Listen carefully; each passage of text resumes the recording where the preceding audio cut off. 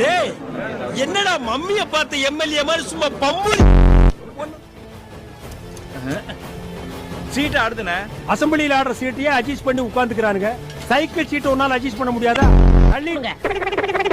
அவரா திருட்டு ட்ரெயின்ல வந்தவரு அந்த பேங்க்ல 500 கோடி தரும். கால கொடுங்க. இனிமே இந்த பொதுக்குழுலாம் நீ அடிக்கடி கூட்ட கூடாது. பொதுக்குழுனா என்னங்க? ஊரை எப்படி கொள்ளையடிக்கிறதுன்னு கூடி பேசணும். தினேஷ் அந்த குண்டு வெடிச்சத பத்தி கண்டுபிடிச்சியா?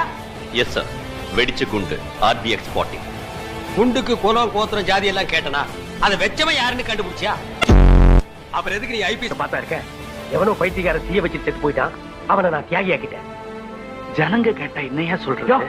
ஜனங்களுக்கு நாம சொன்னா தானே தெரியும். நீ பேசாம தெரியா பிச்சை பண்ணி கொடுக்குறியா? இந்த எடுத்துக்க. சார், நீ படிச்சவன் தானே, இப்படி பண்ணலாமா?